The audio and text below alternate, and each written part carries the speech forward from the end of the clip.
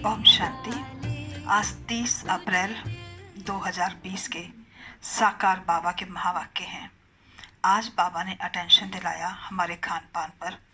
बाबा ने कहा, बच्चे तुम्हारा खान पान शुद्ध और सात्विक होना चाहिए और चलन पर भी तुम्हारा अटेंशन होना चाहिए।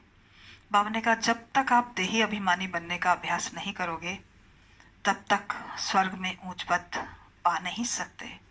वहाँ सतयुग में आज की तरह सिक्के नहीं होते हैं, नोट नहीं होते हैं। वहाँ पर सोने और चांदी ही चलता है। महल भी सोने के, फर्नीचर भी सोने का, डेकोरेशन भी सोने की, आदि आदि। आज बाबा ने मुख्य 5 स्वमान दिए, जिसमें पहला स्वमान है मैं आत्मा देही अभिमानी हूँ। दूसरा स्वमान है मैं विजयी आत्मा हूँ। तीसरा मैं निश्चय बुद्धि आत्मा हूँ। चौथा मैं बाप की श्रीमत पर चलने वाली आत्मा हूँ। और पांचवा मैं श्रेष्ठ आत्मा हूँ। आज की मुरली का सार है, बाबा ने कहा, मीठे बच्चे, बाप की श्रीमत तुम्हें सदा सुखी बनाने वाली है। इसलिए देहधारियों की मत छोड़ एक बाप की मत पर चलो। बाबा ने प्रश्न पूछा, किन बच्चों की बुद्धि का भटकना अभी तक बंद नहीं हुआ है? उत्तर, जिन्हें ऊंचते ऊंच बाप की मत में व ईश्वरीय मत में भरोसा नहीं है, उनका भटकना अभी तक बंद नहीं हुआ। बाप में पूरा निश्चय न होने के कारण दोनों तरफ पांव रखते हैं। भक्ति, गंगा स्नान आदि भी करेंगे और बाप की मत पर भी चलेंगे। ऐसे बच्चों का क्या हाल होगा? श्री मत पर पूरा नहीं चलते, इसलिए धक्का खाते हैं। आज का गीत है, इस पाप की दुनिया से दूर कहीं ले चल जहां चित चैन पाए।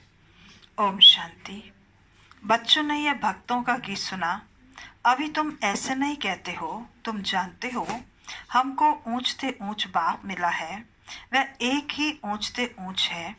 बाकी जो भी इस समय के मनुष्य मात्र हैं, सब नीचते नीच हैं। ऊंचते ऊंच मनुष्य भी भारत में यह देवी देवताएं ही थे। उन्हों की महिमा ही है सर्वगुण संपन्न, 16 कला संपूर्ण, संपूर्ण निर्विकारी, मर्यादा पुरुषोत्तम, डबल अहिंसक। बाबा ने कहा, अब मनुष्यों को यह पता नहीं है कि इन देवताओं को इतना ऊंच किसने बनाया। अभी तो बिल्कुल ही पतित हो गए हैं। बाप है ऊंचते ऊंच, साधु संत आदि सब उनकी साधना करते हैं। ऐसे साधुओं पिछाड़ी मनुष्य आधा कल्प भटके हैं। अभी तुम जानते हो बाप आया हुआ है। हम बाप के पास जाते हैं, वह हमको श्रीमत देकर श्रेष्ठ ते श्रेष्ठ सदा सुखी बनाते हैं। रावण की मत पर तुम कितने तुच्छ बुद्धि बने हो। अब तुम और किसी की मत पर न चलो। मुझ पतित पावन बाप को बुलाया है, फिर भी डुबोने वालों पिछाड़ी क्यों पड़ते हो? एक की मत को छोड़ अनेकों के पीछे धक्का क्यों खाते हो? कई बच्चे ज्ञान भी सुनते रहेंगे, फिर जाकर गंगा स्नान भी करेंगे, गुरुओं के पास भी जाएंगे। बाप कहते हैं वह गंगा कोई पतित पावनी तो है नहीं, फिर भी तुम मनुष्यों की मत पर जाए स्नान आदि करेंगे तो बाप कहेंगे मुझ ऊंचते ऊंच बाप की मत में भी भरोसा नहीं है।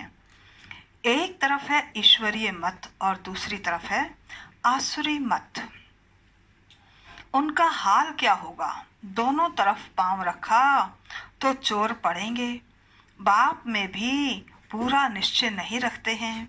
कहते भी हैं बाबा हम आपके हैं, आपके श्रीमत पर हम श्रेष्ठ बनेंगे। हमको ऊंचते ऊंच बाप की मत पर अपने कदम रखने हैं। शांति धाम, सुख धाम का मालिक भी तो बाप ही बनाएंगे। फिर बाप कहते हैं जिसके शरीर में मैंने प्रवेश किया है उसने तो 12 गुरु किए, फिर भी तमो प्रधान ही बना है, फायदा कुछ नहीं हुआ। अब बाप मिला है तो सबको छोड़ दिया, किसने? ब्रह्मा बाबा ने। ऊंचते ऊंच बाप मिला। बाप ने कहा, hear no evil, see no evil, talk no evil, think no evil, do no evil. परंतु मनुष्य हैं बिल्कुल पतित तमो प्रधान बुद्धि। यहाँ भी बहुत हैं, श्रीमत पर चल नहीं सकते, ताकत नहीं है, माया धक्का खिलाती रहती है। क्योंकि रावण है दुश्मन, राम है मित्र। कोई राम कहते, कोई शिव कहते, असल नाम है शिव बाबा। मैं पुनर्जन्म में नहीं आता हूँ। मेरा ड्रामा में नाम शिव ही रखा हुआ है। एक चीज के 10 नाम रखने से मनुष्य मूंझे हुए हैं। जिसको जो आया सो नाम रख दिया। असल मेरा नाम शिव है। मैं इस शरीर में प्रवेश करता हूँ। मैं कोई कृष्ण आदि में नहीं आता हूँ। वह समझते हैं विष्णु तो सूक्ष्म वतन में रहने वाला है। वास्तव में वह है युगल रूप प्रवृत्ति मार्ग का। बाकी 4 भुजा कोई होती नहीं है। 4 भुजा माना प्रवृत्ति मार्ग, 2 भुजा है निवृत्ति मार्ग। बाप ने प्रवृत्ति मार्ग का धर्म स्थापन किया है। सन्यासी निवृत्ति मार्ग के हैं। प्रवृत्ति मार्ग पर ही फिर पावन से पतित बनते हैं। इसलिए सृष्टि को थमाने के लिए सन्यासियों का पाठ है पवित्र बनने का। वह भी लाखों करोड़ों हैं। मेला जब लगता है तो बहुत आते हैं। वह खाना पकाते नहीं हैं, गृहस्थियों की पालना पर चलते हैं। कर्म संन्यास किया फिर भोजन कहाँ से खाएं? तो गृहस्थियों से खाते हैं। गृहस्थी लोग समझते हैं यह भी हमारा दान हुआ। यह भी पुजारी पति था, फिर अभी श्रीमत पर चल पावन बन रहे हैं। बाप से वर्षा लेने का पुरुषार्थ कर रहे हैं। तब कहते हैं फॉलो फादर करो। माया हर बात में पछाड़ती है। देह अभिमान से ही मनुष्य गफलत करते हैं। भल गरीब हों व साहूकार हों, परंतु देह अभिमान टूटे ना। देह अभिमान टूटना ही बड़ी मेहनत है। बाप कहते हैं तुम अपने को आत्मा समझ देह से पाठ बजाओ। तुम देह अभिमान में क्यों आते हो? ड्रामानुसार देह अभिमान में भी आना ही है। इस समय तो पक्के देह अभिमानी बन पड़े हैं। बाप कहते हैं तुम तो आत्मा हो। आत्मा ही सब कुछ करती है।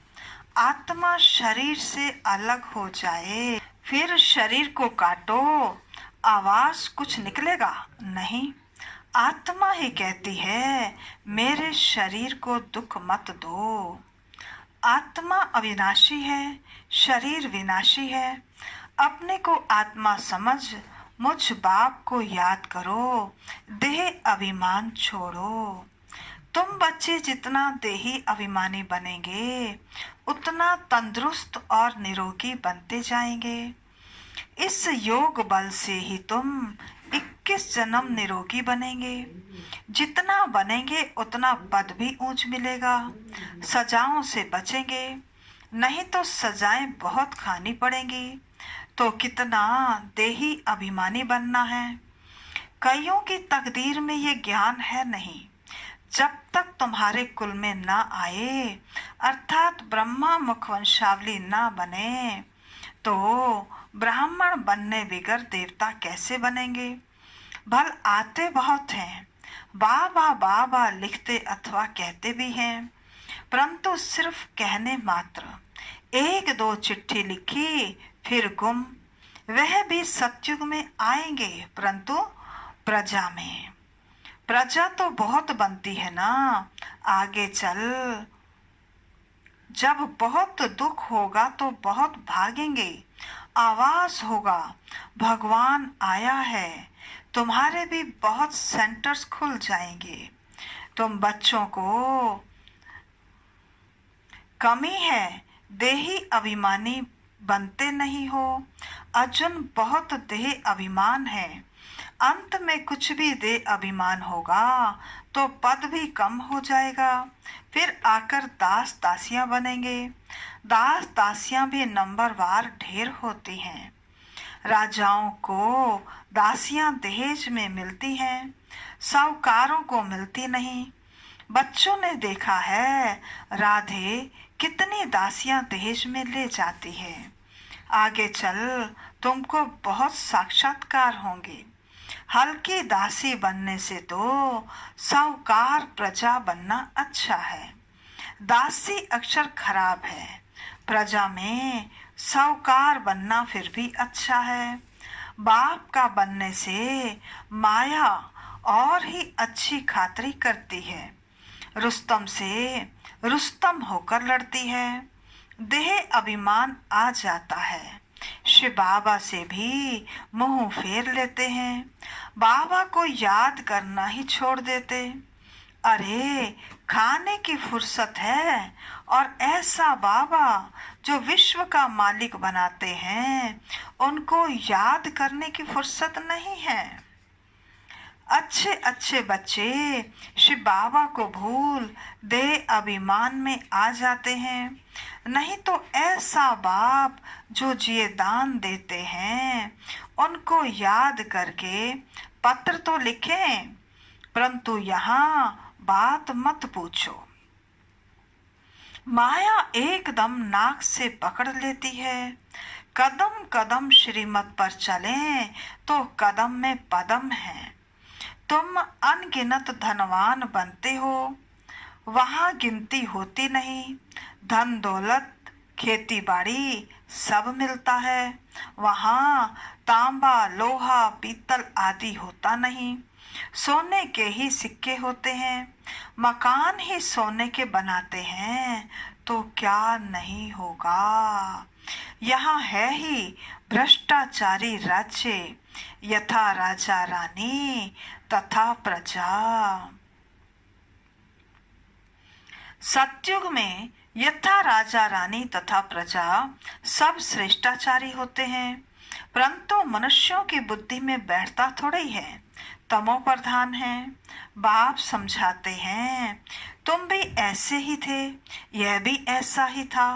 अब मैं आकर देवता बनाता हूँ तो भी बनते नहीं, आपस में लड़ते झगड़ते रहते हैं।